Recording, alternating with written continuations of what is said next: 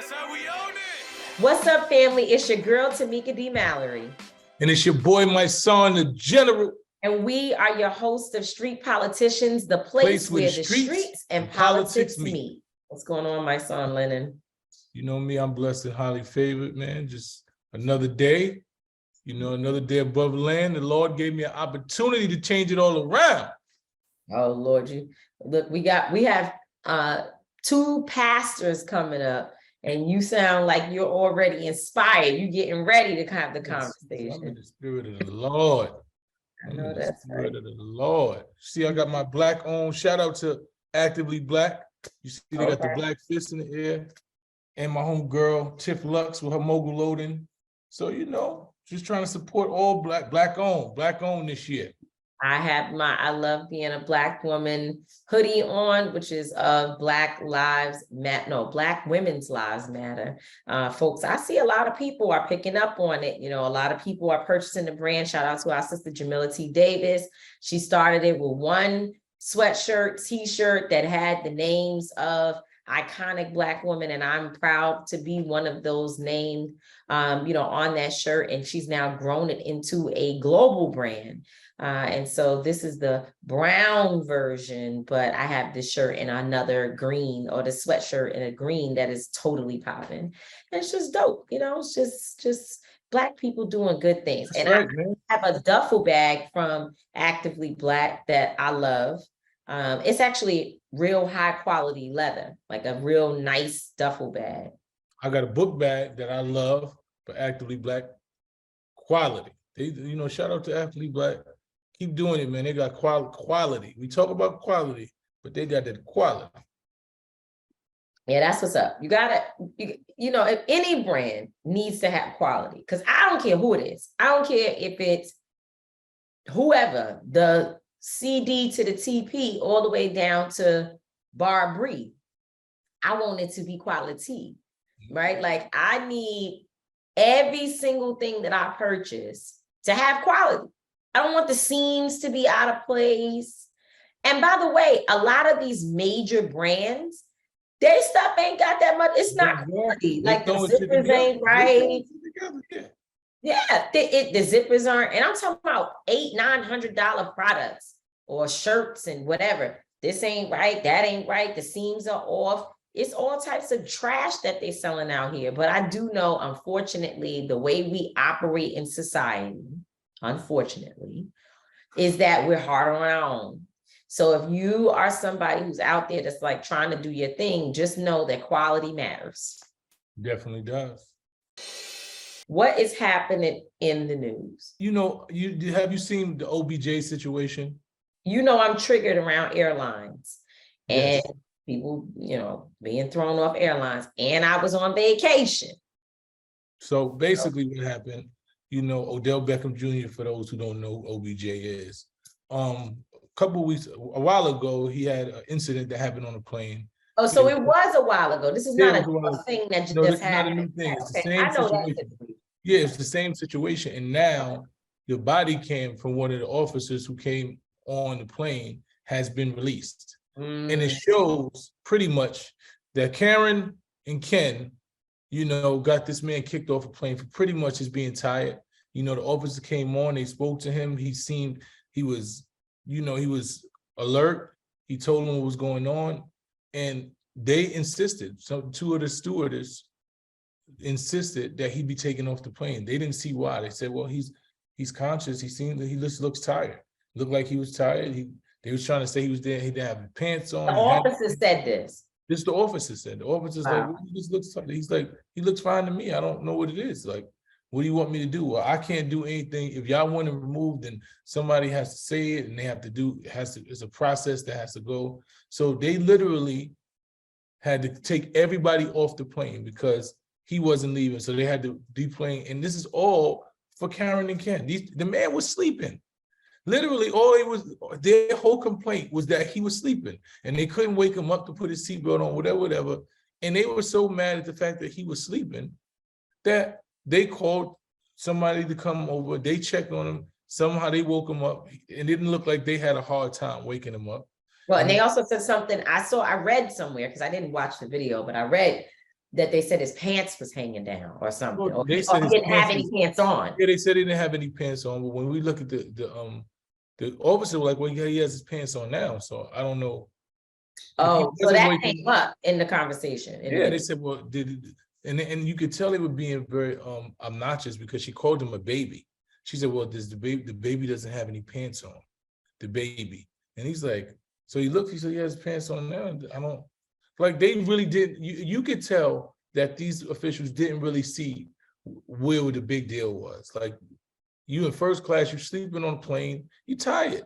Like, you know, sometimes you don't respond too much. Sometimes you're just tired, you know, and they say, well, we want him off the plane. We have 5 hours and nobody wants to deal with what? A man sleeping? If he was asleep, what do you have to deal with for 5 hours? What airline was this? I don't even know what airline it was. It really doesn't say what airline it was, but whatever airline it wasn't a good look for them. It was not a good look, you know, so, but if I was him, I'd sue the pants off the pants. And then it was other passengers that were angry with him because they had to get off. And then him, Of course they were. yeah, then one of them, he started arguing with them, like, you think I'm getting off the plane for you? Like, you think I'm definitely, he said, I'll probably get off for anybody else but you. I'm definitely not getting off. And it was frustration, man. Like, come on, you trying to get home, and wherever you coming from, and you on a plane, and you got to go through all this because somebody's feelings was hurt or whatever. You know, it's just, It's power tripping. it is, man. It's customer service and power trip, and that this is a lot going on, man. It's just I don't get it. Goes to the same thing, but it's just so much power tripping. And American people, Airlines. and it was American Airlines. Lord, see, look, I can't. Very interesting, very interesting. But shout out to Odell Beckham, man. Get your lawyer, get you good old. I know you don't need the money, but get it anyway. Shout out to 50 Cent. 50 apologized to Meg for trolling her. You know, he did an interview with Big Boy. I like Big Boy, by the way. Yeah, Big Boy is my guy, man. Like, every time I see him, he always shows me, man. Last time I see him, he hugged me, said, I love everything that you do. Boom, boom. I love Big Boy, man. And I love the way he does interviews, and I just love the way he carries himself. He's always been a dope individual. But 50 was up there, and he was talking about how he was trolling Meg. He was one of the people, you know, saying she was lying or whatever. And he said he wanted to apologize, you know, based on what he was hearing online. Like, most of the people was getting, you know, the fake news. Well, that's not what he said. Nope. That's what he said. He said, okay. Nope. No, that's not what he said. He said he saw the interview with Gayle King. Right. When he heard her, no, he said other things. No, he said, when I watched the interview with her and Gayle King, and she lied about the sexual relationship, after that, everything that happened, I just started to believe she was lying. So any other thing that happened, I just thought she was lying. So I'm just saying, because, and by the way, I don't think denying a sexual partner rises to the level that these people are jumping up and down about. So I'm not trying to say, I just know that they would love to be able to say that we're providing either bits and pieces or, you know, not telling the full story of what happened in order to, you know, only support one aspect. So I just want to make sure nobody's going to say that we didn't tell the story exactly as how it happened. So like you said, yep, he said he saw the Gayle King interview, and when he heard her say that she didn't have a sexual relationship with Tory, he said she was lying. But then after hearing the jail conversation with Kelsey and Tory, at that point, you know, he came to the conclusion that, you know, he had. This is what happened. That's what happened. Yes. And I just, as a man, you know, and for me, it's like, it's a lot of other artists that I think owe that woman apology, who've been silent, you know, who threw her under the bus, who said shit, who added to the pile on. Unfollowed her on social media. Unfollowed, all type of shit that they did, you know, so it's like, I think just understanding, just as a man, you know, you realize you're wrong, you realize you made a mistake, you know, and your mistakes and your wrongdoings harmed another individual, just say sorry, you know. So shout out to 50 for that. After you listen to, you can make up whatever you want. Anybody who wants to make up a story about how, he could have been saying this and he could have been saying that and all of the stuff that they're saying, cool, do what you want. Anybody with good sense that's trying common sense. I don't even know if it's, I don't even know, whatever you need. When you listen to that tape, you know what the hell that man is talking about. And that jury knew what was going on too. And they were not fooled by the chatter of the sidelines. And they're doing Tory Lanez's legal team is doing exactly what they're supposed to do. They're supposed to file for a new trial. He has money. They're supposed to try to get a new trial. They're supposed to appeal, right? This is part of the process. That's every process. Right, that's the process. Notice that you're going to appeal, you file, you put in a motion to get a new trial or set aside the verdict. The judge looks at it and says, 9 out of 10 times, they say, no, we're not going to do that. And maybe they will, maybe they won't. Here's what I will say. It's not this part that is, to me, I think all these things that he's doing, yeah, that's what you're supposed to do. The problem is that it should have never got to this point, period. It should have been handled from the beginning. And I believe that all parties involved, and we know because Meg tried to say that it was glass in her foot, right? So all parties involved really did not want this situation to blow up in the way that it did. But ego is very dangerous, especially when your ego is being inflated by the idea that nobody really cares about a Black woman. They don't. She was sleeping with this one, this happened, that happened. The more that information comes out, she's discredited, and more than likely the world will ignore her. And by the way, all women, but specifically Black women who claim abuse, rape, different things, violence against them, it's very similar to how the criminal justice system says you're guilty until proven innocent, no matter how many times they tell us that's not, but that's the same thing that happens to women. And again, specifically Black women, when they report any type of abuse, they are liars. Everything about their life is dragged out in the world for the world to see, and they are destroyed until you have something that is solid enough that people may believe, that they can believe that this actually happened to you. And in that situation, I think I hear what 50 is saying. This man, 50 Cent, is from the street. Exactly. This man, you know what he heard on that tape. He said, "Oh yeah, I know what this is." He said, that's what he said. He said, "I know what this is." Yeah, I know exactly what this is, because we that's what I'm saying. Like it's no individual that from the street that heard that conversation and was like, he was apologizing for telling them that they had to. It didn't make sense. None of it made sense. That whole theory just never made sense to me. It's like, why would, if I'm messing with Kelsey first, and I end up sleeping with Meg, and then I tell Kelsey, yeah, your friend did this and that to you, and they fight over me, and all of this shit happens. Why would I be calling Kelsey to tell her to apologize to Meg about me telling them about sleeping on? Why would Kelsey? It doesn't make no sense to me. Like, that's the dumbest shit in the world. Why would you be calling the girl that you cheated on to tell her to tell a friend that you cheated on her with, that you're sorry for telling that you cheated on her? The only thing about it is this. I said, what? When you keep saying that, and you've given that example several times. And I just don't, that's the weirdest shit I've ever heard. But what I want you to know is that the example you're providing, it's a fact, right? Like, or at least I feel when I say it's a fact, the fact that it doesn't make sense, like we don't think it makes sense. But I think that still leaves too much room for people to try to consider, because the reality is that you don't never know what people will do. You don't even know, really. People are like, well, why would Kelsey do and say? Because people, they fucked up. Sometimes shit in relationships don't go right. People make bad decisions. People can't be trusted. People are fucked up individuals, and you find out in the midst of a crisis who you dealing with, who your true friends are, who they're not. Like that's just the reality of life.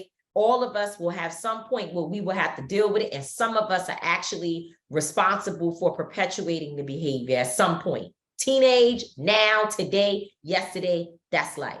So I can't tell you why they were having or who called to tell this, that, and the third. What I know is that in the call, the man said, I would never do no shit like that.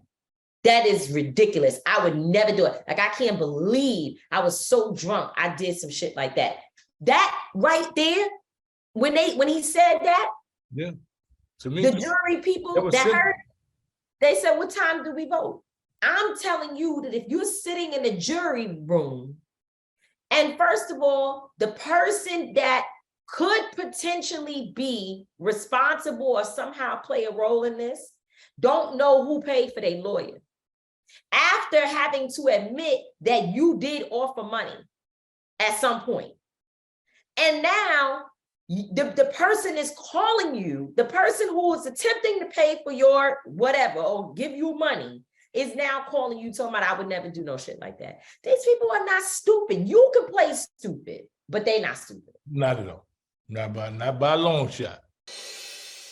A teacher told a young boy that he couldn't go to the bathroom, made him pee in a garbage can.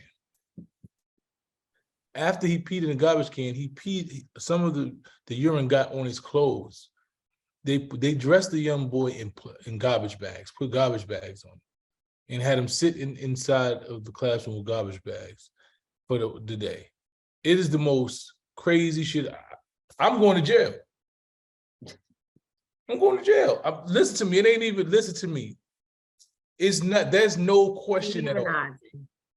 There is no. What you said? It's dehumanizing. It's dehumanizing. The trauma that young boy is going to suffer just off that one situation is going to have ramifications and crazy down the road effects on his life. He has to picture that. He's embarrassed. He's watching his team, his schoolmates.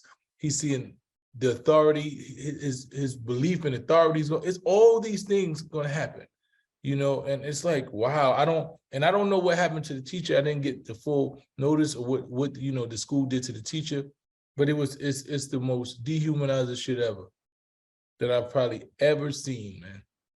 And I was really taken back because having a 9-year-old and 11-year-old son, you know, well, almost 9, who will be 9 in the next few days, having a almost 9-year-old son, an 11-year-old son, I can't imagine somebody calling me to their school. It's disgusting. It's disgusting. It's terrible. I mean, you know, I do share another perspective on it though. And that perspective is that we do need to invest more in our teachers, whether it be getting rid of some of them that are crazy as hell and racist and despicable and all that stuff, you know, all the bad words, or whether it's giving them resources that they need to deal with issues, because a lot of teachers are freaking overwhelmed. They're overwhelmed. And then when you get overwhelmed to a certain extent, eventually you could and probably will make like your mental health, because for you to tell a child to pee in the garbage thing, your mental health is something wrong with you. It's definitely mental health. You got a problem. So either you always had a problem and nobody saw it and it wasn't identified rather, and then addressed, or you have become, your mental health issues have become more severe over time because you're overwhelmed. Either way, this should be one, what happened to him, the teacher should be held responsible, the school should be held responsible, the district, everybody. Everybody, lottie-dottie and everybody. Beyond that, there needs to be some assessment of what's happening in our schools and whether or not our kids are getting or our kids and our teachers are safe and mentally stable. So I think that's the double-edged sword. It doesn't mean that what happened there is right. It just means that what's wrong with it is not just what the person did, it's the conditions that allow for that type of scenario to even happen. So anyway, But I'll tell you Yeah. one thing that I read, and I didn't really get too far into the story. I just chuckled. I found it funny that corporations are starting to reduce requirements around college education for them to hire individuals. And I was thinking, I mean, duh. How many people do you know that do not have a bit of college education, but they can do marketing jobs? They can do jobs with technology. They can do all types of jobs. I mean, so many different jobs, right? Where they can actually, where they can excel and they could actually help a company grow, right? There's a lot of people out here who did not go to college, who were able to build businesses and brands and really to educate them, so they didn't have opportunity to go to college. Either they couldn't afford it, maybe it just wasn't the right time, maybe, you know, it's just they didn't come from a family where that was the normal trajectory. So it's a lot of people here that did not, in our society, that didn't go to college. And then there are people who went to college who got all kinds of problems, right? Mental health, we just talked about, they got mental. I know people who went to college, they got all the degrees, and in fact, they have issues that they're dealing with from their experiences in college, from not being in regular society, having like to fight and hustle to make it to where they are. You know, that those people are not as brilliant, if you will, as some would think, just because they have a college degree. And then of course we know people with the opposite. They went to college, they did all the things, and guess what? They are well equipped for the job and to help build. So you can't make one cookie cutter strategy and then try to fit everybody into it. You have to be flexible so that you can find talent and so that you can provide opportunities, because you don't know people's stories. Somebody could be sitting right here, right now, looking at an application for a job that they know they can do. And they're in a situation, they need a job. They're ready to stay out the street. They're ready to, you know, make the right decisions. They don't want to go to jail. They don't want to harm anybody. They don't want to do anything wrong, right? And they know they could do this job, but because they either have a felony or because they might not have a good reference from the last job, where God only knows who was working there that started some bullshit with them, or they just a person they're just a hater, right? So now you can't even necessarily get a reference from your previous thing. And, or in this case, you don't have 4 years college, 2 years college, and so therefore it cancels you out.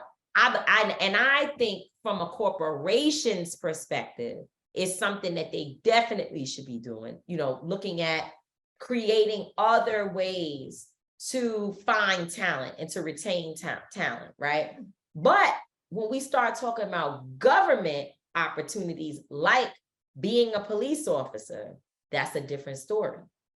And the reason why I say that is because the purpose of putting a certain amount of college, you know, credits and a certain like associate's degree to be a correction officer and those types of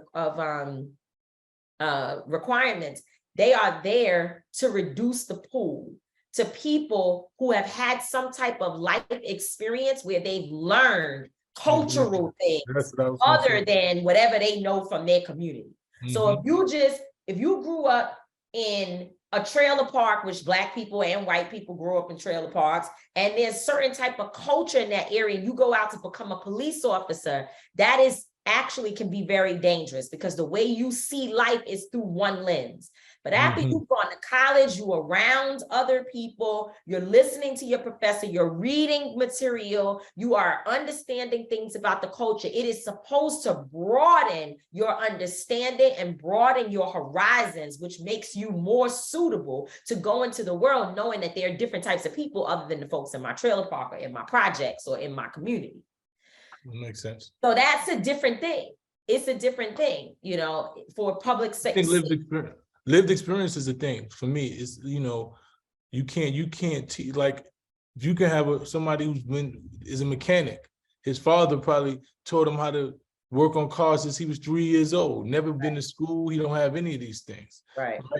And you say, well, you don't have this, you didn't go to school for this, and this might be one of the best mechanics in the world. You understand what I'm saying? Because he's been around, he had the lived experience. Some people have family members and mentors who have taught them do this, and they went to college. They have those type of teachers and those type of mentors who taught them. So, I think this is a move in the right direction for corporations. You'll see more you'll see more well-versed in adversity within side of diversity. That's right. Adversity is exactly. You'll see more diversity inside corporations now. You'll see people with lived experience, also coupled with those who've been to college. So then you get you get the best of both worlds. I always wanted my kids to be well-rounded. I didn't want them to just go to private school and this and that. I always wanted them to have the public school experience. And then after a while, maybe you mature and you go to more of these educational situations where it's more individualized and it's more, how do I say? They call them prestigious. Prestigious, more of those things. So I always wanted to have the world so they'd be able to live on both worlds. I think that's what society calls for. It's more hybrid individuals. It's no one or two things, it's more hybrid individuals. So shout out to the corporations for making that change. Yeah, I mean, and when you brought up such a good example when you talked about the mechanic, because that same mechanic who might be able to get a job at the local shop or whatever, the local car shop, because of the lack of college education and or the felony and or the situation that might have happened at another job, that person can't go work at Mercedes-Benz. They can't necessarily get on the line at Toyota or, unless those companies have a program where they're specifically looking for individuals who have backgrounds like that so that they can, work with them to try to transform their lives and help to establish their futures. But if you don't have that, right? If you don't have those types of intentional programming, you leave people out here in the world. And this is not a black and white issue. This is not a black and white issue. No. Because you have Asians, whites, and all types of people. This is classism. Yeah, it's a classism issue at this facts. It's a classism issue. And that it's problematic. So hopefully this newfound approach, which I'm sure has something to do with inflation and then now we're dealing with people returning to work or not from the pandemic. There's a lot of things out there. Anytime corporations do something, they know that they're going to benefit. Let's just say that. That part. So let me go to my thought of the day.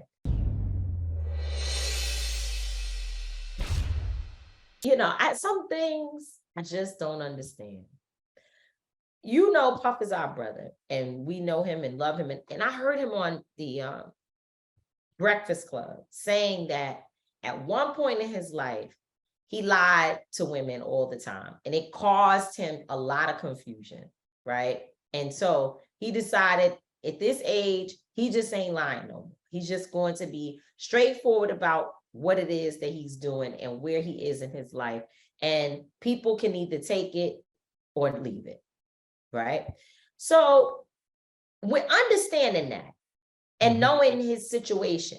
And I'm sure it doesn't hurt that he's, on paper, he's a billionaire, which means he's got access to immense capital. And clearly he lives a big life.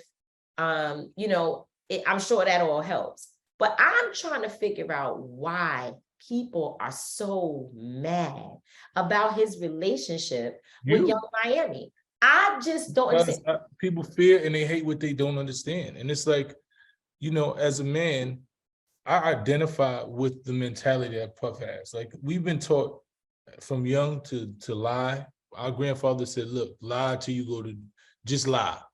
Just lie. It ain't what a man do, it's how you do it. You're supposed to do this and sneak and do all this shit. And it ain't got the black man nowhere, especially in our community. It's caused more confusion, it's caused more harm. Everybody's lying, everybody's cheating, everybody's confusing everybody.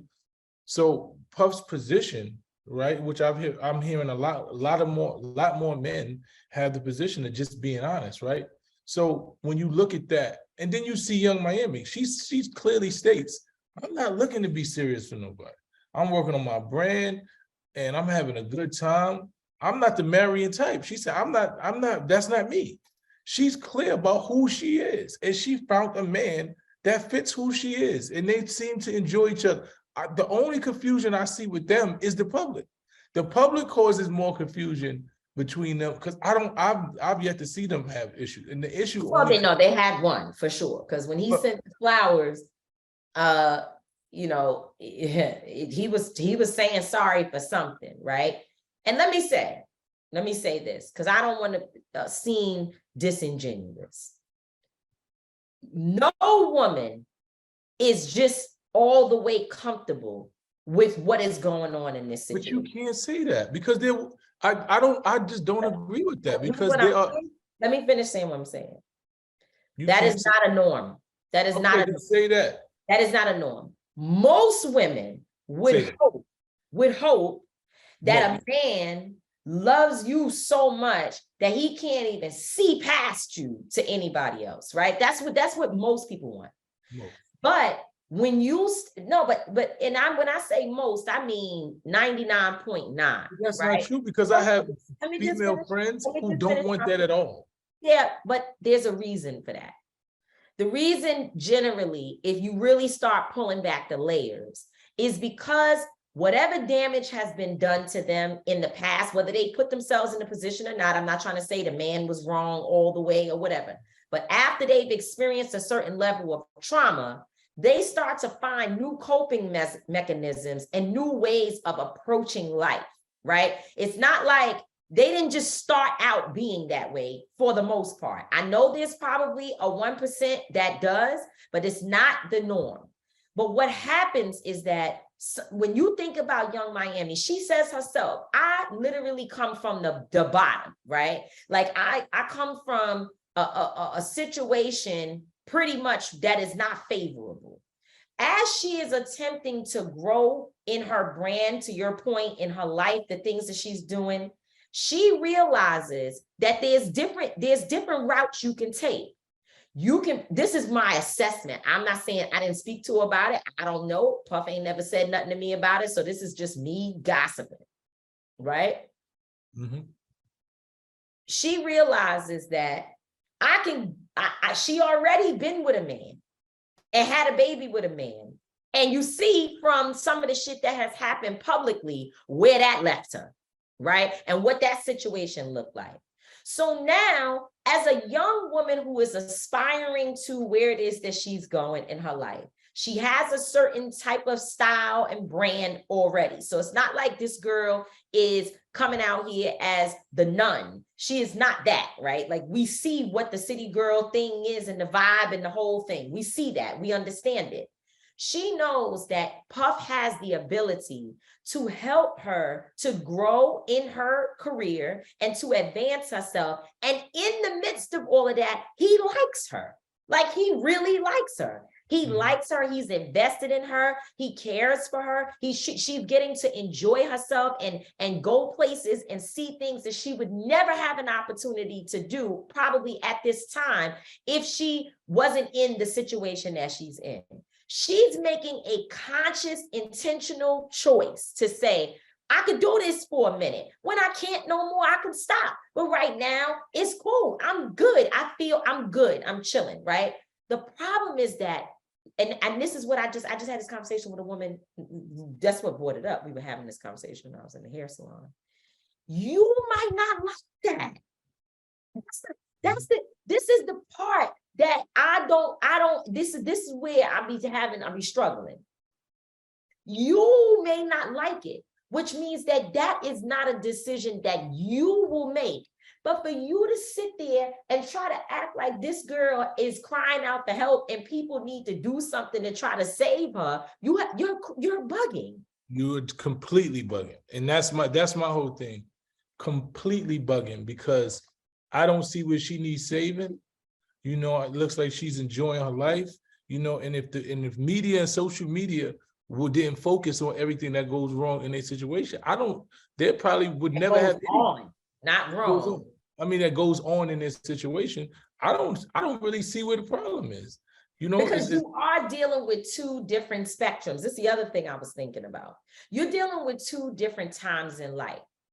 You've got a man who is a grown man who is coming to a point in life where things are going to change, right? Like that's just the nature of the world. Eventually, his situation is going to change. He's not even going to have, at some point, the stamina to keep up with managing all these different things, because that's just not human nature. Eventually people slow down.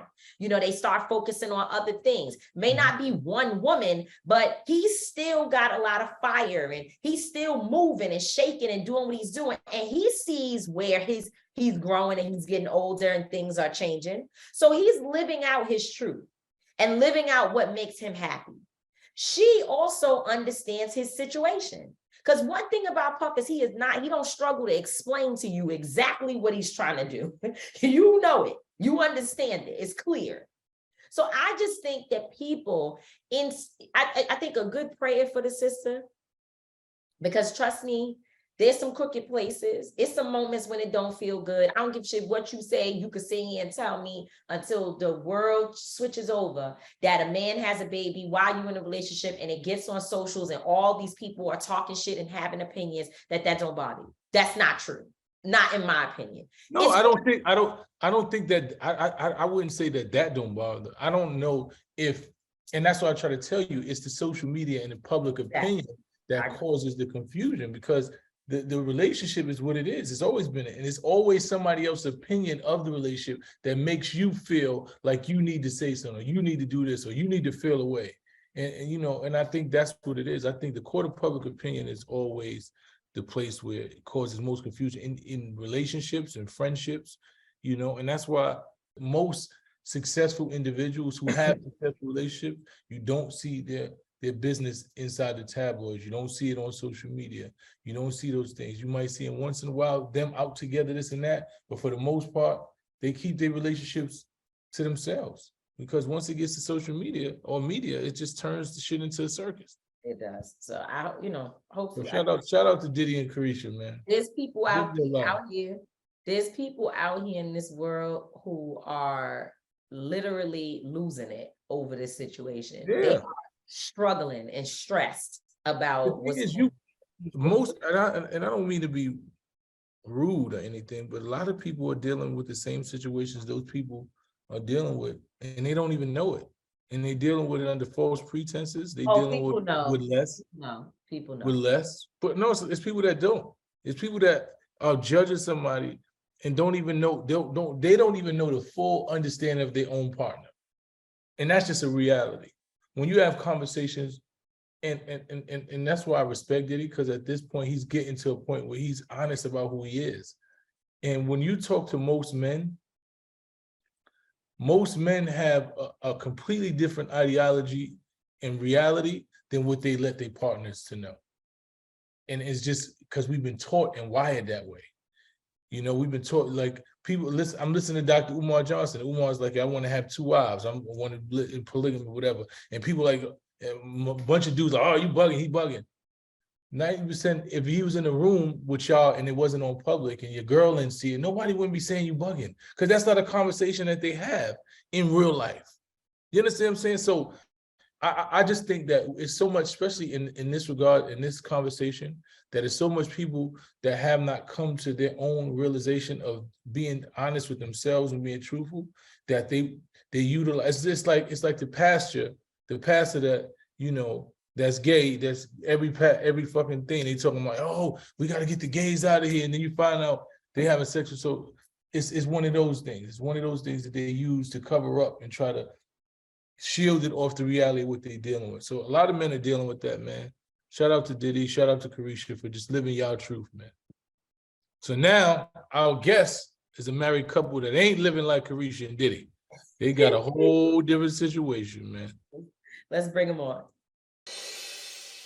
So today we have two new guests who haven't been here before, who are going to be our friends, because that's the running joke on this show, that everybody we interview is our friends. But these two lovebirds turned entrepreneurs and life changers. So they are the co-founders of Cool Creative and Cool Church. And we're just happy to have you. I've been blessed to have one of these cool jackets. Tamika is also. So, you know, we've been a fan ever since we got those jackets. They were amazing. You know, shout out to our friend and yours, Nicole Chaplin, who put me up on it. Yes, shout out to her. She's the one who got me my jacket. But Tamika, you know, she's famous. She was in the video with Rhapsody where they all had the jackets. So the famous people got the jackets first. But, you know, how you guys are doing today? It's a beautiful day. We're so glad to be here. Just honored to be on with y'all, man. Y'all are world changers, man. Y'all on the front lines making things happen. And we always want to connect with folks that are doing something positive. So thank you. Thank you so much for having us. Much. Thank you. That wall is phenomenal. I like that wall, that background. This is all his stuff. He's the illustrator. Oh, wonderful. That's wonderful. Well, listen, first of all, welcome to Street Politicians. And, you know, my son mentioned the sort of running thing that we have, that everybody's our friend, because we have so many friends that's doing powerful things around the world. And whether you start out our friend or become our friend later, somehow or another, we sort of become family, because we are really looking for, we don't have a lot of people on our show that we don't agree with, or that we're fighting back and forth, even though that's my son's Instagram. He does that. But on Street Politicians, we really do try to make sure that those gems that are out there that people don't know about, right? Because we complain, there's no, you know, we don't have this, what we don't have, we can't find services, we can't find good customer service. And yet there are companies like Cool Creative that exist that I've had a great experience with. So I do have the phenomenal / historic first jacket, which has on it your illustrations. Obviously, we're now learning, Terrance, of Black women and others who are our icons, right? That's on my jacket. That was in the video with Rhapsody. Others in that shoot had jackets on. Shout out to Rhapsody, that's our sister. And so that was amazing. But then Nicole Chaplin gave me another jacket that was a tribute to my book, State of Emergency. So I have all of that in my closet that I do wear. And, you know, I just wonder, I guess the first question is, why do that business? Because everybody else trying to do, you know, entertainment and what's popping, what's lit, but you guys are making history and icons cool. Why did you choose to make Cool Creative about that? I think for background is we started with Cool Creative as a branding and a design agency. So we were doing that for quite a while, working with large and small businesses, bringing ideas to life and doing all that. And about 5 years into it, we got into the fashion space. Terrance was drawing these great illustrations because he was trying to teach our daughter, who's now 12, but she was 6 at the time, where he was trying to teach her about the icons of our culture, of our history, people that made a change. And so, you know, he's an illustrator by trade. I'm in design. We met in art school, which is the whole create out of love. If you don't know, COOL stands for create out of love. And that's not only a mission for us, but that's kind of like our backstory as well. We met in a creative space doing creative things, and we've been creating ever since together. And so anyways, he was doing all of these illustrations as a way to teach our daughters about real icons that she could look up to. And I loved the drawing so much. And I was like, I'm about to put this on some clothes. And I did. And this was like when I first started getting onto the social medias and things. And then I put it up and people wanted them. So I was like, okay, well, demand is there. Let's see if we can move these pieces. We moved them. And then we just kept, and that's just kind of like the rest is history. Of course, there's a lot more that went into it. There's, you know, failure, there's wins, there's Grammys, there's all kinds of stuff. There's you guys that are part of the story as well. But it all started with a passion project, something that my husband was doing to teach and to help our daughter, and we saw an opportunity. But I also want to touch on the fact that the culture spends so much money on fashion, especially luxury fashion, that don't love them. And we trying to help, we trying to represent or be one of the brands that represent us. And, there's so many of us that are making more money, doing more things, starting more businesses. So, people want to look good. People want to, represent, their values. And so we're like, where's that brand? And so we didn't see it, so we created it. We're the brand. We want to be known as the brand, or at least one of the pioneers of the fashion brands that are for us, by us. Shout out to FUBU, but For sure. But like Pioneers.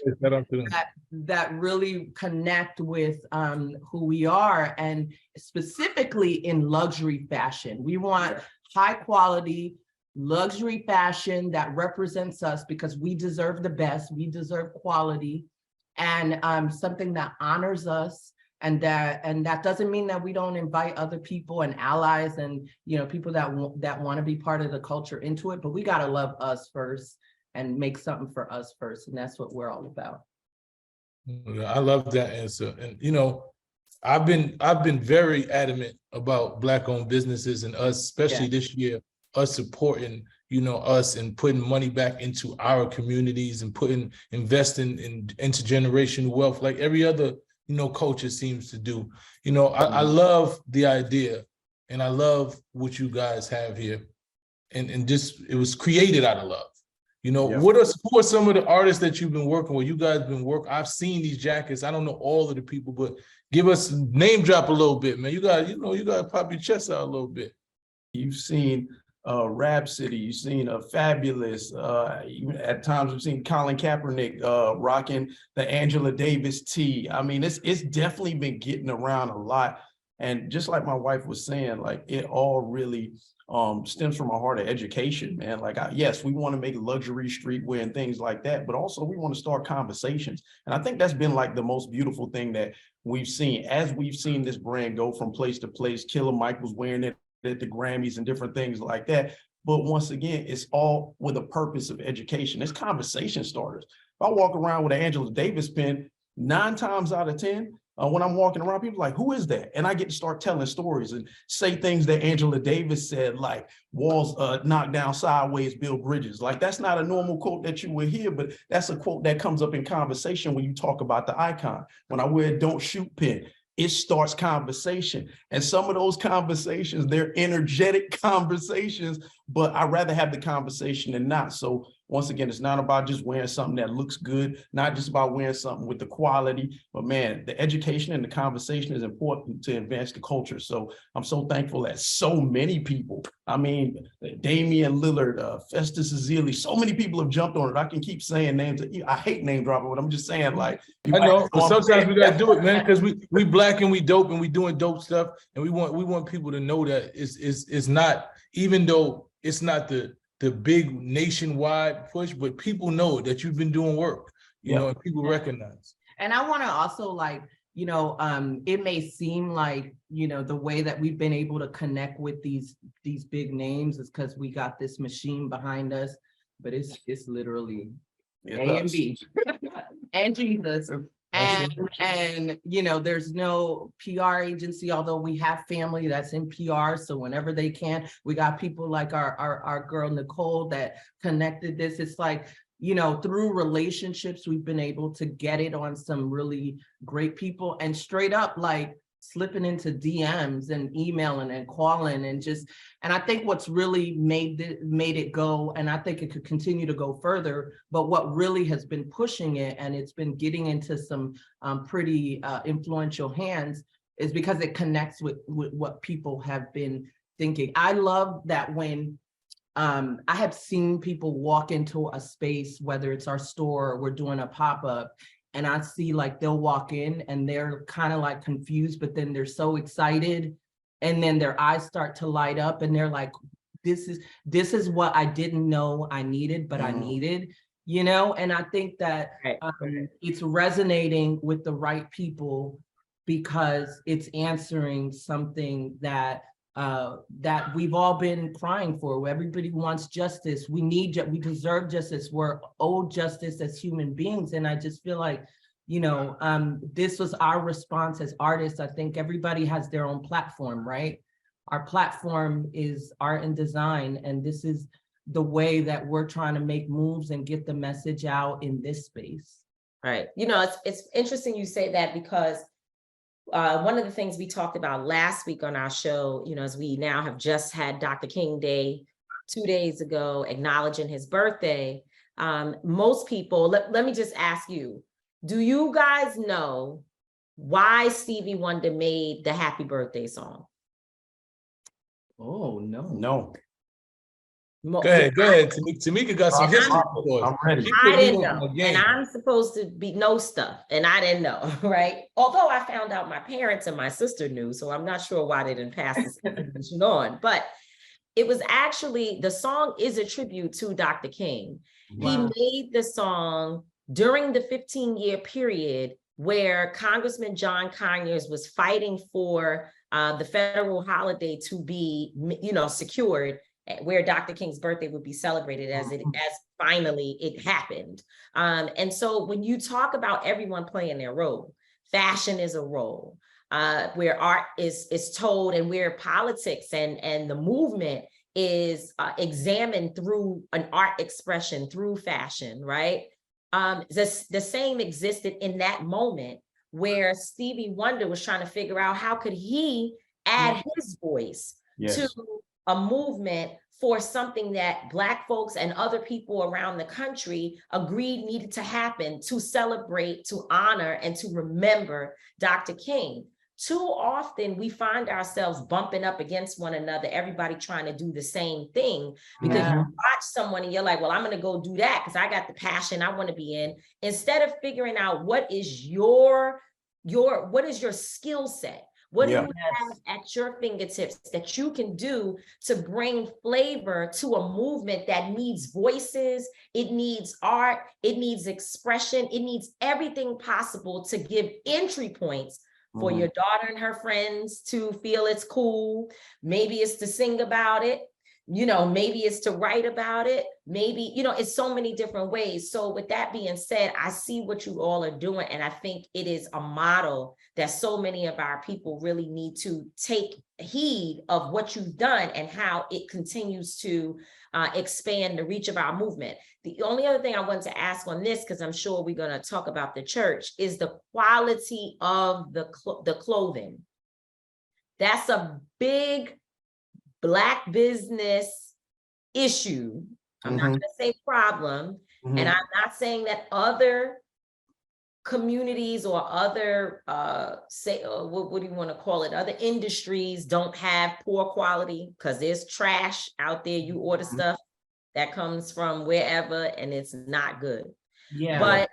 But we do have an issue with that as Black folks. When you go trying to support certain brands, things are falling apart because obviously capital to enhance your product and to develop something that is quality is difficult to obtain that type of capital. Absolutely. So talk about that. Like, how have you all been able to keep such quality? Like, your jackets are actually warm. In normal circumstances, when you buy those types of jackets, they're not warm. They don't feel good on your skin. Yeah, absolutely. And Joanne can get more into the technical side of it, but here's a philosophy that we have definitely taken as we're constructing clothing and designing things. We're in the cut and sew and all that. And the philosophy is this: don't create what you can't sustain. Like, a lot of times I think people just want to put out a lot of something, and because they want to put out a lot of something, they'll let quality suffer. We took L's in the beginning because we said, you know what? We're just going to put out limited qualities of these things, because whatever we put out in the atmosphere, we want to make sure represents us properly. And we began to grow as we were able to bootstrap to attain more capital. And by bootstrapping gain more capital, then we were able to produce more product. But initially in the beginning, and this is something I would tell any young designer that's trying to do it the way that we do it, trying to sneak in the culture, it's like, hey, start stuff on limited runs. Like, put the value into the piece that you're making. You don't have to do a lot, because if you do a little and it hits, then the demand is there. So really, we wanted to make sure that the quality was there, because we knew if the quality was there, then they'd ask for more, and we would figure out a way to make more. So yeah, we'll never create something we can't sustain. And that's a model that we stretch throughout our entire business, church, everything that we do. That's really at the forefront of the philosophy. Yeah, and I think with the quality and the sourcing of the pieces, they've gotten better. I will say when we first started, they weren't as good, especially we made plenty of mistakes. The jackets have been pretty consistent. Yeah. Yes, in their quality, and as a matter of fact, they are getting even better. But with the shirts, we had we really had some challenges there, because we were using blanks and we were limited to what was already out there. We didn't know a lot, and we just kept researching. And I think that's one of our differentiating factors, is that we continue to improve. We aren't just satisfied with just, where we are today. It's like, I believe that our customers, if they're going to spend that money, that we want to make it worth their while. And so, and not just in product, but also service. There's been some times where, because you're running so much, you're going to have some problems, issues here and there. Thank God we haven't had a lot of them. But when we did, we stand by our product, and we will fix the issue and send them a new one, or whatever it is. And we've seen that a lot with customer service, especially. It's like, you're talking about a lot of our businesses. A lot of times it's a lack of customer service too. Right. The product is not just the physical thing, but it's like the experience that somebody has. So yeah, so that's really important to us. And then once again, it's like, it's the name that we stand by. It's created out of love. Like, if I'm gonna create something and say I'm doing it for the love, then I'm not showing you love when it falls apart on you. Like, that stuff actually matters. Like, we want our name to mean something. It's not like we sitting here and saying, oh man, we just creating stuff and we not worried about the money. But I promise you, the money wasn't the first objective. The education was the first objective. What we were presenting for us and people like us was something that we knew that they could hold on to a long time. Like, she knows me, I'm a sneakerhead. I got probably too many, and it's not just because I keep attaining them. I take care of what I have. We believe in the principle of stewardship. So once again, we want to give you quality items that we know if you take care of well, man, they'll last you a lifetime. So that once again, that goes back to that love piece. We're gonna make it and inject the love in it, because we want you to feel that when you wear it. If you feel loved when you wear it, or you feel like, man, they really took their time on this, then man, that shows that we got a successful business model. And we always want you to feel the love when you feel the garments. I think you touched on something, and in essence, you were saying, Tamika, stay in your lane. Mm-hmm. And I think a lot of what we're seeing, especially with a lot of businesses, is that of businesses that are run by entrepreneurs of color, is that they're not staying in their lane. And we're seeing evidence of that in the product and the service and all of that. Understood that, we want everybody to create and sustain a business for themselves and to win and thrive. But if that's not your expertise and you haven't educated yourself or done what you need to do to master that area, then maybe that area is not for you. Find something that is. And so for us, we know that this is our space. Yeah. And just because it's our space doesn't mean we can't improve, but we know we're good at what we do. That I'm saying, like, I don't name drop, but I can name drop my skill. We're really good at what we do. You solid. You know what I'm saying? Like, so, and we know what we're doing, and we have, we've studied it for years. Where he's a master in art like degrees, like we have, you know what I mean? We do this. I mean, we met in art school. We are Yeah. fell in love, and here you go. So yeah. Can I just ask one last question? And in terms of sales, right? Let's talk about that for a moment. The pitfalls of, you know, as you said in the beginning, it was you took a lot of L's. How have you grown? I'm sure there's leaps and bounds. You know, I just saw that not Pinky, Mael Organics, which is the hair product, that she was just picked up by, you know, bought by P&G. She will remain the CEO of the company, but nonetheless, that is now, you know, that's a big win, right? It's a big win because we should have the resources to grow our brands from these major brands that have been taking money from our communities forever and ever. And I see a lot of people who are concerned because they claim, you know, they're saying Shea Moisture, it changed the products, you know, after white folks got involved. So what is your feeling about that? The scaling in terms of this, you know, capitalistic society, unfortunately, that we live in. Where are you now? What were the pitfalls and where you think you're going? Yeah, I think, you know, bravo for her. Yeah. She made a deal. We're learning more and more about the details of that deal. She will remain CEO, so there is a level of control that she'll be able to maintain. My first job was actually with P&G, and they at least internally, they were really good at highlighting people, well, Black people. I was just going in and I was at the table with the CEO of the whole organization. You know what I mean? Like my first year in, they were asking my opinion and actually implemented things that saw the light of day. So, you know what I mean? I'm like, I'm not going to stay mad forever. If I'm asking for justice and justice is here, I'm not going to throw it back in their face. And so I feel like, you know, she made that deal. Where I'm trusting that the deal was above board and she got everything that she wanted, and she has every right. Listen, we're in business to meet needs, but at the end of the day, it's not a nonprofit organization. Right. Absolutely. You know what I'm saying? And so if that was part of her exit strategy, then more power to her. And if for whatever reason the product gets watered down, hey, we can always create another. So my ideas are infinite, and I know hers are too.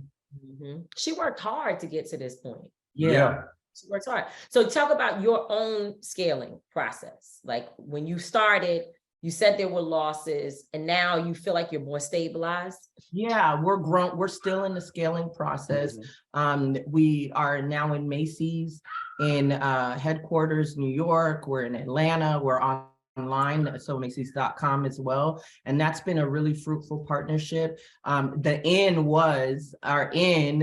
foot in the door had to do with all of the 2020, everything that was going on with our recent George Floyd activity, all of that. So that was part of their response. More socially conscious. So exactly. That's part of their response. So that was part of and I don't care. That was an open door. So we busted the door down. Because we had already been in the lane. It's like we didn't invent it just to combat that. We've been in the space, you know. Exactly. And so that's been going really well. And we've been meeting that. I mean, it's straight up like there were times where some of that the packing for that was happening in our garage. So it's like from the garage to Macy's, you know what I mean? So like crazy. And then Nordstrom picked this up for a few projects, and we're still in talks with them on growing that relationship, Target and other things. And what's great is that we've been able to maintain the messaging. Like we still saying what we are. There's been no watering down of any of it. And so I'm really grateful. And as a matter of fact, there were, you know, they've been asking us for more, you know, and so I think the scaling is going really good. And one thing is that we've been scaling pretty slowly. Part of that is because of our, you know, we're trying to be really intentional and careful about the growth. Because for us, it's like we grow slowly so that we can sustain it. And it's not going to be, I don't want this thing to be an overnight success and then you never hear from us again. And so we want to maintain that slow and steady growth. And so that's been kind of our motto, and we're just gonna keep on getting it out there, you know, as much as we can. Yeah, I think the way you scale too is also based on your objectives, man. We're really intentional about legacy. Because this is a family business, and you know, we see things with our daughter who is a fashionista. She's an artist just like us. She's drawing and designing things every day, and we're really trying to set her up. Now, if she grows up and decides that's not what she wants to do, at least we know as parents, she can stand on our shoulders if she chooses to take the thing farther. But because we're being really intentional about that legacy piece, there's just a certain level of control that we're not willing to give up at this stage. So if it means we got to go slower, we're okay with that. But doors are still opening in the process, and the product's still moving. Yeah. Love it, man. You guys, amazing, man. I love the mind state, right? Because everybody wants to just get rich and get famous. And when you create something out of love, like you said, the reward comes. Yeah. You know, Yeah. you rewarded because you're doing it out of a passion in your heart.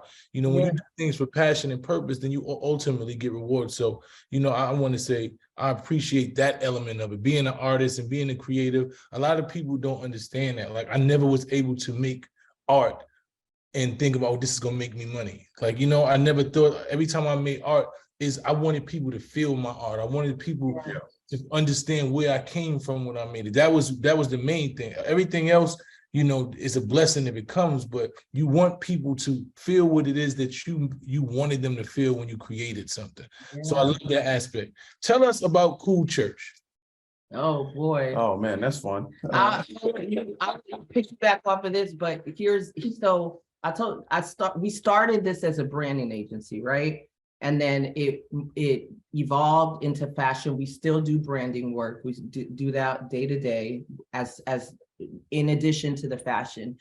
And then about 4 years ago, this guy comes and he's like, hey, we're gonna start a church, because he'd been in ministry. I've been a pastor for 13 years at that point. So you know, I was working under another ministry at that time. And then he's like, and we gonna call the church Cool Church. And I was like, what? I was horrified. Like a branding no-no. Like horrified. Everything that I have learned, been taught, everything that I've worked on in my career said, you do not do that. You don't mix. First of all, you don't mix anything to do with faith in all of that, although it's all faith, right? And then secondly, it's like this idea of brand cannibalization. So that's like a big term to say, you know, when you could confuse the consumer if everything is named the same. And so I was just like, no one's gonna know what we do, because it's fashion, it's brand, it's this, it's church, it's like. And I had to have a real moment with God. And I felt the Lord tell me clearly, he was like, give me the brand and I'm gonna take it further than you could ever do on your own. And when he took over, that's when all these things that we're talking about in scaling and where the products, it happened after. The hands that it's landed on, the places that it's gone further than we ever could take it on our own. See, we put that faith on it. That was just like, you know, insane growth. And once again, it's about the purpose piece, right? So it's like you take what's in your hand, you connect it with what's in your heart, you find purpose, right? So that creative piece was always in our hand, but man, we always have a passion to love on people. So yeah, the brand element of it was created out of love. And when we started the church and called it Cool, we said, okay, you're created out of love, because we wanted people to understand the value that they have. Like at the end of the day, like so many people, and this is the age that we're talking about it. 10 years ago, we weren't talking about depression and things the way that we're talking about mental health and all those things. But now that's a constant conversation piece, right? So when we start to say created out of love, we were trying to really just pull out the beauty in people, letting people know, hey man, you were created out of love. I believe in a God that made you because he loves you, but I don't just think you're created out of love. I think you're created by love. I think that God is love. Like I can't talk about the fact that you know, my God is this, but at the end of the day, my God is love. So that means that I have to live a life of love, no matter what that looks like. I'm looking for love. I'm looking for justice. I'm looking for peace. I'm looking for unity amongst people. But then It's not just created out of love and by love. We're created for love. What's the point of loving God and we can't love each other? We can't love our fellow man. You know, if we talking about it biblically, Jesus says, love your neighbor as yourself. So I feel like we are obligated as humans to find common ground, man. Like equality, unity, justice is such a must. And I believe that love is the strongest force on the planet. So I said, hey, if we're gonna build a church on something, we're gonna build a church on love. Anybody can come. We ain't calling you an outcast because of where you are, what you identify with, all that stuff. Let me tell you something. God made you. He loves you. So we wanted people to be able to come into that place and not just say we love them. We want them to experience love. Yeah. And we do that in the context of community that we call church. So. Yeah. And where is the church located? Yeah, so we're in Miramar, Florida. So that'd be like 20 minutes west of like a Fort Lauderdale. But yeah, we're more in that central suburban part of South Florida. But you know, anywhere in South Florida, I feel like you can get there in 20 minutes. So people come from all over. We got people coming from north, south, east, and west, and they're converging on this little city called Miramar because just found a spot where love is. So that's what we're gonna be. What would you guys have members? Yeah, oh God, there's a lot. So we launched in 2019, and launch day, first day, we had over 1,000 people show up to the church. Wow. And listen, it's not because we're that great of people. I just believe when God breathes on stuff, when he purposes you to do something, he's gonna send everything you need to make that happen. Yeah. But once again, we have been boots on the ground in the community for the last 13 years. So people saw our track record of what we were about, how we love people. We didn't just say it from the pulpit. We were doing it out in the streets and out in the communities. 1,000 people showed up. We were running good, had 1,200 people, and March of 2020 happened. And we jumped online. We pivoted properly. Thousands of people will watch online. But last year was our very first year of meeting consecutively, physically. For a year on a Sunday, you show up, there's probably 700 or so people there, and then we still got a bunch of folks, hundreds of folks watching online. So church is strong, man. It's powerful. But I like, honestly. Do y'all have good singing? That's what we got some. No, they sang. No, they can sing. And it's fun too because it's a Caribbean. It's a lot of Caribbean background. So yeah. So you got that little element in there. So yeah, it's I'm Trini. She's Haitian. We got all that mixed up in there. We got our brown Latino brothers. When I go to church, I need to cry. Like I have to have me a good.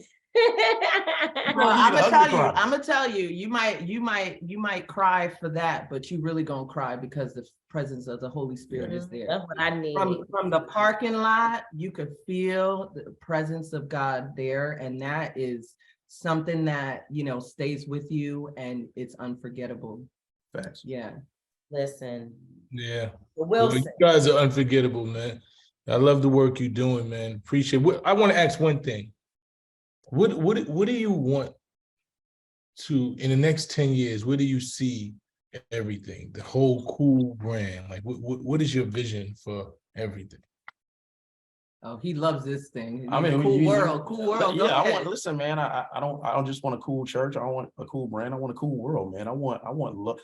Like, man, I want love to be the unifying force on the planet, and whatever vehicle God allows us to use, whether it be clothing, whether it be a message, whether it be service out in the community. I just want people at the end of the day to see that love is the strongest force in all of existence. So yeah, of course we're gonna expand the church, man. I want cool churches everywhere, but more than the church, I want communities of people that are showing the world how to love one another properly, how to love their neighbor as themselves. As far as the brand, yeah, man, we want it to continue to expand. Right now, it's in Japan, it's in Dubai, but man, there's so many places in the world that we just want to clothe with love. We just want to make sure that message gets out, man. We want to carry on what Dr. King did. At the end of the day, he pushed nonviolence, but the core of that and the heart of that and the center of that was love. We see the power of love. And we wouldn't be sitting here today or even have the opportunities to do the things that we weren't doing if somebody didn't take a stand doing Yeah, that. yeah. So once again, love's always going to be the foundation of everything that we do, but we don't want just a cool church or a cool brand. We want to see a cool world. We want to see the world influenced by love. And the biggest thing that we want to leave behind when it's all said and done is cool school. We want to teach the next generation how to love too. I remember coming up, art school for a kid like me was something that you had to pay a lot of money for. You had to pray to God you got accepted into, coming from Dade County, Carroll City. That wasn't the options they gave me. They say you got to play ball. They say you got to do this. I'm like, no, man, I'm an artist. So we want to create education, K all the way to senior high, that really pushes and motivates the creative spirits of the next generation, especially in Black and brown communities where those things are kept from us. We want to make sure that we're injecting art and love into the culture so that the next generation sees the opportunities that their creativity can afford them. So that's really the biggest goal. We want to spread love, but we want love to reach the next generation. A cool world. Cool world. Cool world. Cool world. Well, listen, the Wilsons, Joanne and Terry, I think when you come back the next time, you're going to be Terry. So that's cool with me. We're going to be Joe and Terry. Yeah. That's us. You'll put some respect on your name today. I'm proud. I feel so much, pride to just have the two of you sitting here, have this story, and, to know that, as my son said, because one thing, that usually I say, me and Mike get into it about everything. We debate every issue. But I will say the one thing he's very, very honest about is that he does do everything with passion. Like we're trying to tell him, like, maybe you could take that song and turn it into, something where you can make money. And he's like, yeah, but the impact though, I really want people to feel it, and that's just truly, who he is. And so we want it to be infectious, right? Like we want everybody to have that same passion, that if we could reach somebody, if we could touch the next generation, if everything that we do has the ability to move the needle in our culture, that's what's important, because the money will follow for sure. When people see who you are and they believe in you, they're willing to invest. And so I am proud to have cool creative products, and I want more stuff. And I just want to thank you all for being, who you are. And we know it's not easy. A lot of people gonna look at y'all look good, y'all shining, you look good, your marriage is on display, the church is there, but we know it's tough moments, it's dark days. And we want that to come across too, that we can just keep pushing through and look what you all are able to accomplish. So thank y'all so much for joining us today. Thank you.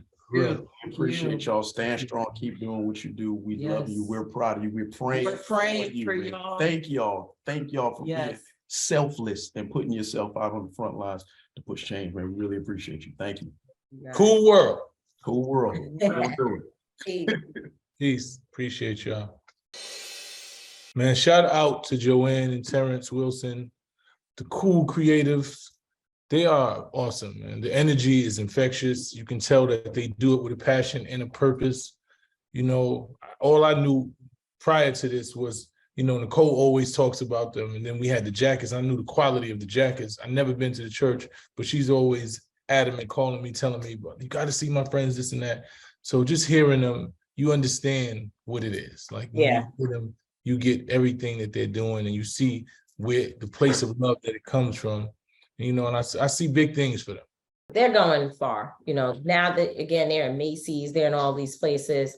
I'm not worried about them, but we do as a people, because there was someone sitting right in our positions saying the same thing about FUBU, right? Saying the same thing about Sean John, saying the same thing about Baby Fat, that I'm not worried about them because the culture loves it. It's going to grow. They're going to be fine. But the problem is that at some point we allow these other brands that are not owned by our people to seep in and become the go-to, right? They become, so it's like, and actually there's a jacket that Louis Vuitton has that I absolutely love.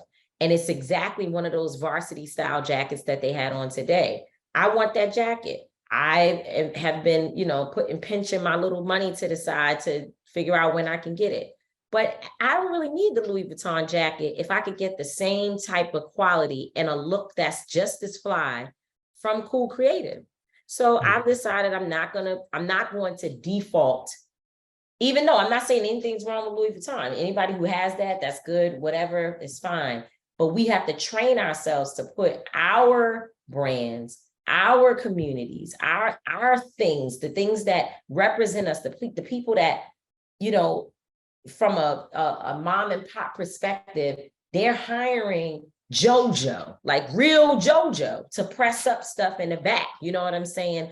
Whereas, you know, you got to have a certain, I won't say pedigree, but you do have to be a certain type of person to get the job in these big corporate companies, even as a salesperson on the floor. We just talked about the article that I mentioned, where they were talking about getting rid of the college requirement for some major corporate jobs, right? Because certain types of people, they basically are blocking people out of the process, right? And so you show up right now to Louis Vuitton, to you know, whoever, Fendi, Chanel, whatever, you apply for a job, they run in a super background check. You know that. Then again, they have all of these requirements to try to make sure that they narrow down the pool. But when you go to try to work for somebody like Cool Creative and all these brands that belong to us, those requirements are not as demanding. So I just, you know, we have to invest in that. We do. We do. We got to be very intentional. As I said, we have to be very intentional. We got to promote, invest. We have to retrain ourselves. Like even with the whole Nike boycott that I've been doing, it was intentional for me to retrain myself, because I started looking at those sneakers like those sneakers kind of defined me, right? Like people know you got Nikes and they see you and it's like some level of status. And I'm like, how do I allow this brand or any brand to give me status, right? I actually give the brand that status, right? So when we look at Louis Vuitton and all this, they're nice, but I can't attach myself so much to it that it means that it validates who I am, right? I don't even need that type of energy. I don't even need the people who validate me based on those things, right? Because you're drawing the wrong level of energy. Because if my clothes is the things that you're attracted to and not the individual, and then you turn into the clothes, then I know that's superficial. I know eventually if God worst come to worst and those things and these possessions are no longer things that I can have, then the relationship or the love or whatever it is not going to exist anyway. So when we start creating things and we start putting the value into the things that we create and we start dictating the value based on us, when people start seeing it has to be good because you wear it, that tells a lot about you as an individual. So I want us to be more intentional about making sure that us as the brand is strong, because if we, the individuals as the brand is strong, then anything we put on is going to be fire, because you know it's in you, it's not on you. So that brings me to my I don't get it. It's off topic from, you know, this situation, but in the news, there was a young 12-year-old boy who was killed by a police officer who performed the pit maneuver, you know, the same maneuver that the young boy in Florida that we were working with, Stanley Davis III, was killed by, and other officers, and it's been banned. And I don't, and it's so crazy to me, right? When I'm looking at the interaction, right? Obviously, the police pulled the guy over. They said he don't have a license. He doesn't want to. He's constantly saying, "Where's your supervisor? I'm not getting out the car. It's late at night." He has the boy in the back seat, and he's constantly just saying, "Where's the supervisor? I don't have to. You don't like. I'm not doing any of these things until the supervisor comes." He says there's no camera. There's no camera on. Like he's scared for his life. He don't know what you guys are going to do to him. So at that point, they become irate. He rolls up his window because they're trying to do whatever. They break the window. Now, I'm thinking to myself, I'm in a desert. I've seen this situation before. He takes off. Now, whether it's right or wrong, that's some people say, why you don't just get out? Why Because some people don't trust the police. Some people don't believe that their lives are not going to be taken. Some people don't believe if they get out their car that they're going to make it back home. That's just a reality. And I think the police should understand that, right? So neither here nor there, the guy takes off and they chase him. Well, all he does is drive the car. He didn't hit anybody. Well, he was in a high-speed chase. He was in a high-speed chase. He led them on a high-speed chase. He led them on a high-speed chase. What I don't get, right, is how do the police officers justify in their mind knowing that these maneuvers could possibly kill somebody, right? Knowing that because the man is in a high-speed chase and he's just driving, he hasn't done anything violent to anybody, he's trying to get away. How do they make up in their mind that this situation calls for me to do something that, well, I don't even know how it got implemented into something, and it shouldn't be implemented. Only time I would say that you implement something like that when a person is armed and dangerous. If somebody has been deemed armed and dangerous and they're running from the police officers and you feel like it's necessary in that situation, then it's more justifiable than just a routine traffic stop where somebody decides that they're going to drive off. I just don't get it. I really just don't. Well, here's the bigger thing, because I heard everything you said and I agree. But what I will say is, you know, and I was listening to somewhere, I don't even know, I was somewhere recently, and a pastor was giving a sermon and talking about responsibility levels, like who has the burden of responsibility. It was Reverend Sharpton at the funeral for Breonna Greer. And she, you know, was in a car. She had a mental health issue. She got picked up. She was in a car with two officers, and somehow or another, the door was not closed, and she fell out of the car and broke her neck or hit her head, her skull, and she died. Many more details to that. Still, folks are in the process of, you know, fighting for justice for her family. Her father, she left behind two little girls, 3 years old, and just recently her father passed away. You know, and certainly from a broken heart, because he was out there in the heat and everything fighting for his daughter. It's just too much. But what Reverend Sharpton was talking about was the issue of accountability and where the burden lies.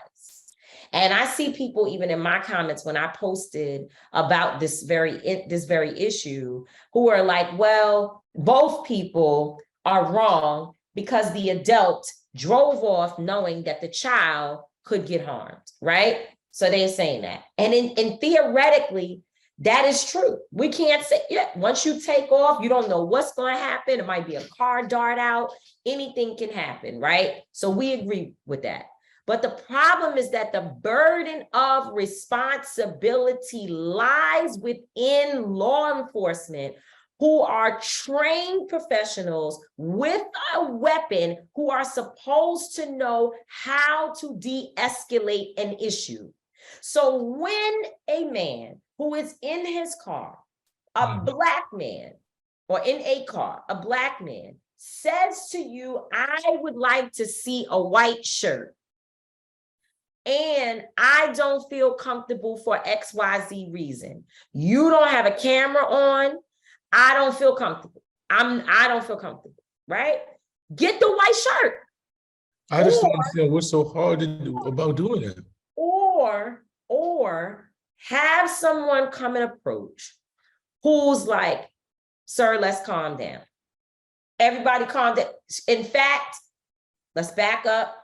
Let's calm down. Keep your hands where I can see them. Let's talk, right?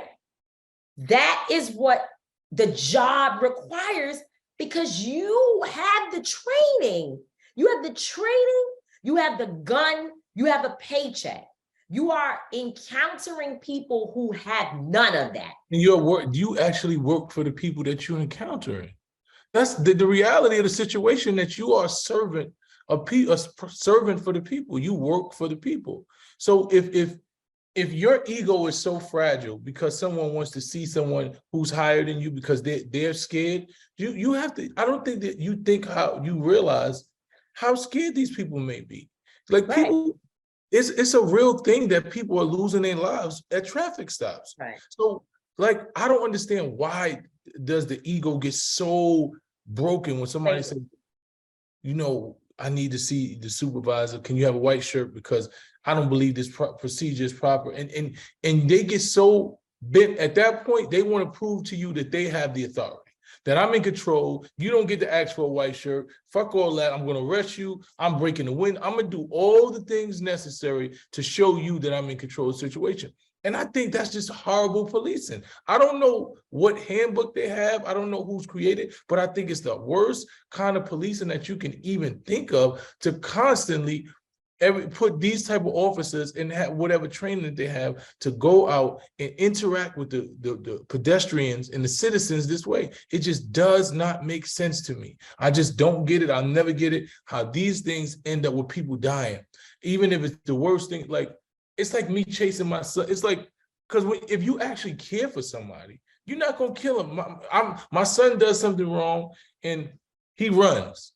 I'm not throwing no brick at the back of his head to stop him. I'm just not doing that, right? My friend, the kids, like, why don't they see it, the value of the life, knowing that this right here I'm doing could kill somebody who's probably nothing more than scared. And if they're not scared and they have something in their car they're running for, we can eventually catch them. We got walkie-talkies. We can cut them off at the road. He gonna run out of gas eventually. Whatever we're gonna do, but I'm not trying to take his life. I'm not gonna do something that I know there's a kid in the car. And I know it's a kid in the car because I saw the child. Because I'm up It on was the car. dark. I literally see, because they have to see the car, because the reality of the situation is, when you walk up on a car and they see another person, they flash that light. They want to make sure that the other person is not getting a weapon. They want to look. They're paying attention. All those things. You're not going to tell me that you just seen somebody in the car and you didn't pay attention to them and you wasn't aware of any. No, that's not accurate. You know, so I'll just never get it. And I hope these officers are held accountable. And my condolences and prayers goes out to the family of the young man who lost his life. Okay. But with that said, we've come to the end of another episode of Street Politicians. Shout out to Johanne and Terrance Wilson, the creators of Cool Creative. They are dope. Make sure that you go. They said their store is in Miami. They got the Cool store in Miami. Okay. Yep. And they have the church, the Cool Church in Miramar. So make sure you tap in with them, get you some gear, and then go get you some praise at the same time. They said the Holy Ghost is there. The Spirit of the Lord is at that church. So shout out to them for coming up here, and brings us to the end of another episode. I'm not gonna always be right. Tamika D. Mallory is not gonna always be wrong, but we will both always, and I mean always, always, always be authentic. Peace. Listen to Street Politicians on the Black Effect Network on iHeartRadio. And catch us every single Wednesday for the video version of Street Politicians on iWomen.tv. That's how we own it.